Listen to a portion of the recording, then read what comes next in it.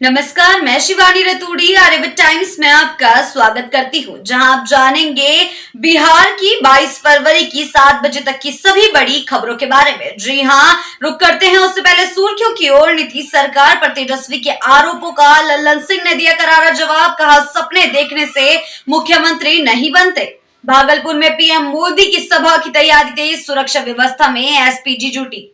बिहार में मैट्रिक परीक्षा के दौरान नकल विवाद पर छात्र की गोली मारकर हत्या। सीएम नीतीश कुमार की प्रगति यात्रा, पटना को मिली 1404 करोड़ रुपए की सौगात। धनगाई जंगल में पुलिस को मिली बड़ी सफलता, इनामी नक्सली लोहा गिरफ्तार। बढ़ते हैं खबरों की ओर विस्तार से। कुमार सर्वजीत का जीतन राम मांझी को खुला चैलेंज। बिहार विधानसभा चुनाव से पहले सियासत तेज। जी हां, केंद्रीय मंत्री और हिंदुस्तानी अवाम मोर्चा के संयोजक जीतन राम मांझी की 28 फरवरी को पटना के गांधी मैदान में होने वाली दलित समागम रैली के ऊपर सियासी हलचल तेज हो गई है। मांझी की इस रैली को लेकर जहां एक और उनके समर्थक उत्साहित हैं, वहीं आरजेडी के दलित नेता और गया लोकसभा क्षेत्र से जीतन राम मांझी के प्रतिद्वंदी रहे विधायक डॉक्टर कुमार सर्वजीत ने उन्हें खुलेआम चैलेंज दे दिया है। जीतन राम मांझी को चुनौती दी कि यदि उन्हें लगता है कि वे दलितों के नेता हैं, तो उन्हें अकेले विधानसभा चुनाव लड़कर अपनी ताकत साबित करनी चाहिए। जी हां, कुमार सर्वजीत ने कहा, जीतन राम मांझी खुद मुखिया का चुनाव भी नहीं जीत सकते, उन्हें दलितों का नेता बनने का सपना छोड़ देना चाहिए। बढ़ते हैं अगली खबर की ओर। बिहार में शिक्षा विभाग का बड़ा फैसला, अब सिर्फ अधिकारी करेंगे स्कूलों का निरीक्षण। जी हां, बिहार के शिक्षा विभाग ने अपर मुख्य सचिव एस सिद्धार्थ के नेतृत्व में एक बड़ा कदम उठाया है। अब संविदा कर्मी और आउटसोर्स कर्मचारी स्कूलों का निरीक्षण नहीं करेंगे। इन कर्मचारियों पर निरीक्षण रिपोर्ट में फर्जीवाड़ा करने का आरोप था, जिसके बाद विभाग ने उन्हें निरीक्षण कार्य से मुक्त कर दिया है। जी हां, अब से डीईओ और डीपीओ समेत 6 अधिकारी ही स्कूलों का निरीक्षण करेंगे, जिससे स्कूलों में सुधार की प्रक्रिया को और अधिक पारदर्शी बनाया जाएगा। बढ़ते हैं अगली खबर की ओर। भागलपुर में पीएम मोदी की सभा की तैयारी तेज, सुरक्षा व्यवस्था में एसपीजी जुटी। जी हां, भागलपुर में 24 फरवरी को प्रधानमंत्री नरेंद्र मोदी की सभा के लिए प्रशासनिक तैयारियां जोरों पर हैं। एसपीजी की टीम ने एक दिन पहले ही भागलपुर पहुंचकर सुरक्षा इंतजामों को अंतिम रूप देना शुरू कर दिया है। शुक्रवार से हवाई अड्डा मैदान पर सभा स्थल की सुरक्षा कड़ी कर दी गई है। यह सभा बिहार में प्रधानमंत्री के दौरे को लेकर बेहद महत्वपूर्ण है और प्रशासन पूरी तरह से सुनिश्चित कर रहा है कि कोई भी सुरक्षा खतरा ना हो। बढ़ते हैं अगली खबर की ओर। बिहार में मैट्रिक परीक्षा के दौरान नकल विवाद पर छात्र की गोली मारकर हत्या।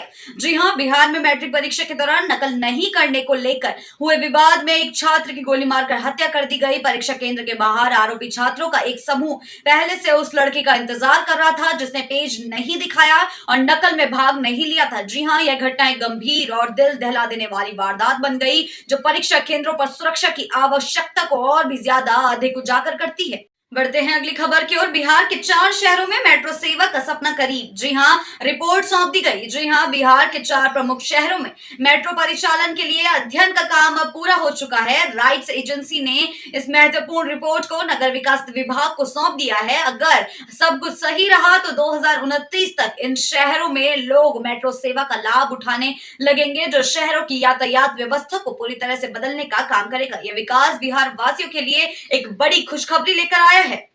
बढ़ते हैं अगली खबर की ओर। डीआरआई ने पकड़ा नकली नोट बनाने के कागज तस्कर, खगड़िया में बड़ी कार्रवाई। जी हां, राजस्व खुफिया निदेशालय डीआरआई की टीम ने खगड़िया के गोगरी थाना क्षेत्र के राटन गांव से मोजिशान बदर को गिरफ्तार किया है, जो भारतीय मुद्रा छापने में उपयोग होने वाले हाई सिक्योरिटी कागज की तस्करी कर रहा था। नकली नोट बनाने के आरोप में गिरफ्तार बदर पर राष्ट्र विरोधी गतिविधि समेत कई संगीन धाराओं के मामले दर्ज किए जा चुके हैं। सूत्रों के अनुसार उसने 24 जनवरी 2025 को सिंगापुर से भारतीय नोट छापने वाले कागज का आयात किया था। इस मामले की तफ्तीश जारी है और डीआरआई की टीम इस नेटवर्क के अन्य पहलुओं पर भी नजर बनाए हुए है।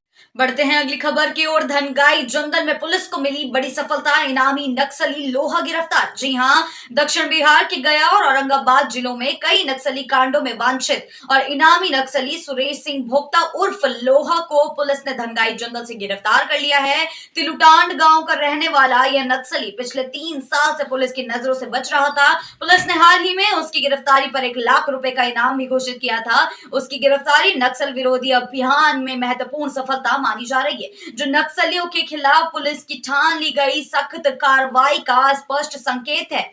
बढ़ते हैं अगली खबर की ओर। बीएसबीई सुपर 50 ने जेईई मेन 2025 में मचाया धमाल। जी हां, बिहार के बीएसबीई सुपर 50 के विद्यार्थियों ने जेईई मेन 2025 सेशन 1 में शानदार सफलता हासिल की है। मुख्यमंत्री नीतीश कुमार द्वारा 23 अगस्त 2023 को शुरू की गई इस कोचिंग ने छात्रों को आईआईटी जेईई की तैयारी में एक नई दिशा दी। पहले बैच के छात्रों ने अपनी कड़ी मेहनत और उत्कृष्ट प्रदर्शन से यह साबित कर दिया है कि बिहार के विद्यार्थी किसी से कम नहीं है। बीएसबीई सुपर 50 कोचिंग गुणवत्तापूर्ण शिक्षा और मार्गदर्शन के साथ बिहार के छात्रों को राष्ट्रीय स्तर पर सफलता की नई ऊंचाइयों तक पहुंचा रही है। बढ़ते हैं अगली खबर पर। नीतीश सरकार पर तेजस्वी के आरोपों का लल्लन सिंह ने दिया करारा जवाब। कहा, सपने देखने से मुख्यमंत्री नहीं बनते। जी हां, बिहार की सियासी हलचल में एक नया मोड़ सामने आया। नेता प्रतिपक्ष तेजस्वी यादव द्वारा नीतीश सरकार पर लगाए गए अपराधों के आरोपों के जवाब में केंद्रीय मंत्री और मुंगेर से जेडीयू सांसद लल्लन सिंह ने कड़ी प्रतिक्रिया दी है। लल्लन सिंह ने तेजस्वी पर तीखा तंज कसते हुए कहा कि उन्हें बिहार की सियासी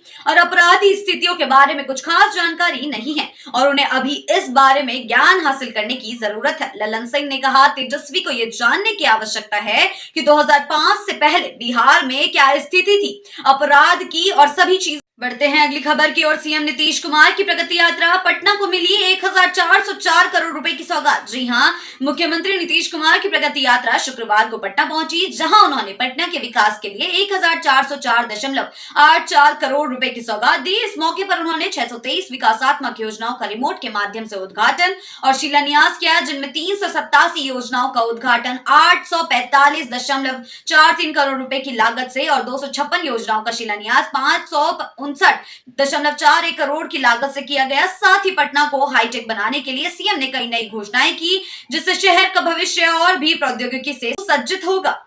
बढ़ते हैं अगली खबर की ओर। तेजस्वी यादव का तंज, नीतीश सरकार पर हमला। जी हां, नेता प्रतिपक्ष तेजस्वी यादव ने नीतीश सरकार पर तीखा हमला करते हुए कहा कि जैसे 15 साल पुरानी गाड़ी को सरकार चलाने की इजाजत नहीं देती क्योंकि यह प्रदूषण फैलाती है, वैसे ही बिहार की सरकार ने 20 साल पूरे कर लिए हैं और अब पूरी तरह से निष्क्रिय हो चुकी है। उन्होंने कहा कि बिहार में साक्षरता, प्रति व्यक्ति आय और किसानों की आय जैसे महत्वपूर्ण आंकड़ों में पिछड़ने के बावजूद सरकार सिर्फ सत्ता में बने रहने में व्यस्त है। तेजस्वी ने जनता से विश्वास घात की ओर इशारा करते हुए कहा कि बिहार में बेरोजगारी, पलायन और गरीबी की स्थिति में कोई सुधार नहीं हुआ है।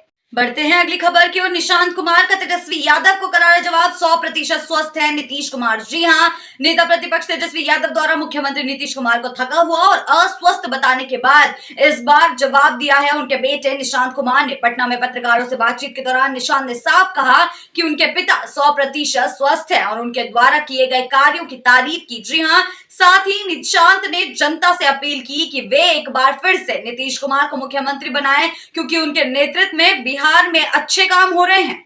बढ़ते हैं अगली खबर की ओर। दिल्ली में बक्सर का सियासी प्रभाव, पंकज सिंह बने मंत्री। जी हां, बिहार में होने वाले आगामी चुनावों के मद्देनजर भारतीय जनता पार्टी ने दिल्ली से एक बड़ा सियासी दाव चल दिया है। बक्सर के पंकज कुमार सिंह को दिल्ली सरकार में मंत्री पद मिला है और वे दिल्ली कैबिनेट में एकमात्र पूर्वांचली चेहरा बने हैं। पंकज सिंह जो बोधगया के मगध विश्वविद्यालय से शिक्षा प्राप्त हैं, अपने पैतृक गांव धरौली और बक्सर से गहरे जुड़े हुए हैं। इस मंत्री पद से बक्सर के लोग भी बेहद उत्साहित हैं और इसे भाजपा के रणनीतिक कदम के रूप में देखा जा रहा है, जो पूर्वांचल क्षेत्र में पार्टी को और अधिक मजबूती दे सकता है।